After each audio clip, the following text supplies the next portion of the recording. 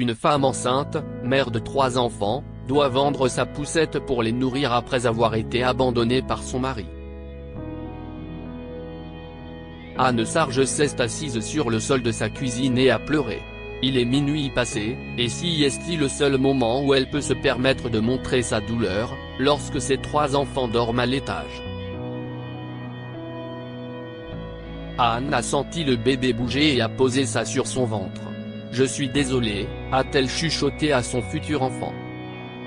« Je fais de mon mieux, mais ce n'est pas suffisant. » Il y a 2 mois à peine, Anne avait été une épouse et une mère radieusement heureuse, attendant avec sérénité la naissance de son 4e enfant, confiante dans sa vie, et de l'amour de son mari. Mais tout a changé. Derek était rentré un soir et lui avait annoncé qu'il partait, comme ça. « Mais pourquoi ?» demanda Anne. « Je ne comprends pas, je pensais que nous étions heureux. »« Tu étais heureuse ?» s'écria Derek. « Toi, pas moi. Tout ce que tu as fait, si avoir des bébés était occupé, et maintenant il y en a un de plus en route. Mais tu voulais des enfants. » protesta Anne. « Tu étais heureux chaque fois que j'étais enceinte. »« Heureux ?» cria Derek. «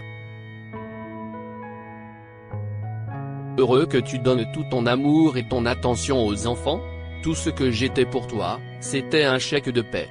Eh bien, si est terminé. » 3 mois après qu'Anne ait annoncé sa 4e grossesse, Derek était parti. Anne s'est immédiatement mise à la recherche d'un emploi à temps partiel dans une épicerie locale. Le propriétaire aurait été prêt à lui donner un emploi à temps plein, mais pour cela, Anne aurait dû payer une baby-sitter pour ses 3 garçons et cela aurait englouti la majeure partie de son salaire, alors elle a soigneusement étiré son salaire. Mais même avec le chèque de pension alimentaire envoyé par Derek, ce n'était pas suffisant.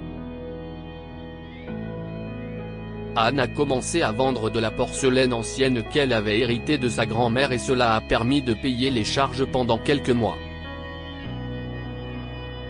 Puis elle a vendu un ensemble brosse et miroir en argent qu'elle avait depuis qu'elle était petite fille, et cela a permis de payer les courses.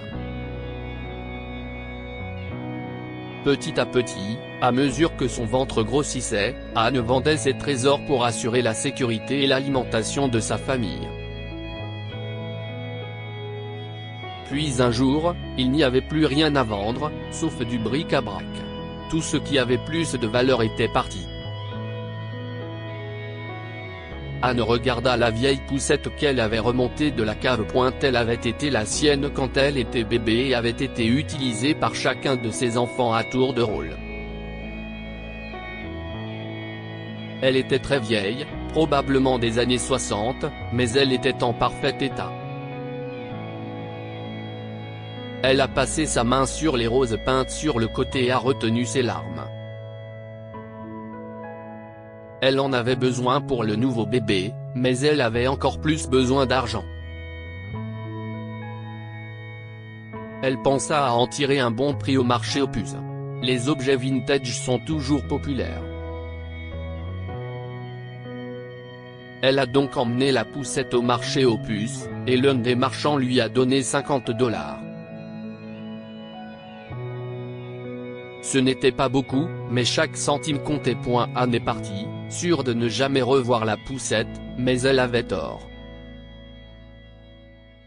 2 jours plus tard, elle ouvrit la porte d'entrée et vit la poussette sur le porche. Il y avait une enveloppe à l'intérieur. Anne l'a ouverte et a lu « S'il vous plaît, appelez-moi ». Le message était suivi d'un numéro de téléphone. Anne a appelé le numéro et une femme lui a répondu. « Allô ?» dit Anne. « Êtes-vous la personne qui a laissé la poussette? Comment avez-vous su à qui elle appartenait et où j'habitais? » Derek me l'a dit la femme à l'autre bout du fil. « Je suis Grace Robs. Je pense que nous devrions nous rencontrer. » 1 heure plus tard, Grace était assise sur le canapé d'Anne et sirotait du thé. « Si est une jolie femme, » de 6 ou 7 ans plus jeune qu'Anne, et elle semblait très malheureuse. Sa peau pâle était tachée et ses yeux étaient gonflés comme si elle avait pleuré. « Comment connaissez-vous Derek ?» demanda Anne, même si dans son cœur elle connaissait déjà la réponse. « J'étais sa petite amie, dit Grace. Était ?» demanda Anne. « Vous avez rompu ? Aujourd'hui, en fait, dit Grace en se mettant à pleurer. Je ne savais pas. Je ne savais pas pour toi, ni pour les enfants, ni pour le bébé. J'ai découvert que j'étais enceinte, et je ne savais pas comment le lui dire. Alors je suis allé au marché aux puces avec une amie et j'ai vu cette adorable poussette et je l'ai achetée. Je l'ai mise au milieu du salon et j'y ai attaché des ballons avec un message, « Bonjour papa ». Mais il n'était pas heureux comme je pensais qu'il le serait. Il a commencé à crier et à demander où deux avait eu la poussette et si sa stupide femme me l'avait donnée. Il a demandé si c'était une blague. Il m'a dit de la reprendre, qu'il ne voulait pas savoir pour votre bébé. Alors je lui ai dit, si est-il pour notre bébé et si est-il là qu'il est devenu fou. Il m'a accusé de vouloir le piéger et a dit qu'il avait déjà 3 marmots avec vous, et un autre en route, et qu'il ne voulait pas de mon bébé. Il m'a dit de sortir et de venir vous rejoindre. Il a dit, autant avoir toutes les vaches reproductrices sous le même toit. Je suis vraiment désolé, je ne savais pas pour vous, je suppose que je ne le connaissais pas du tout.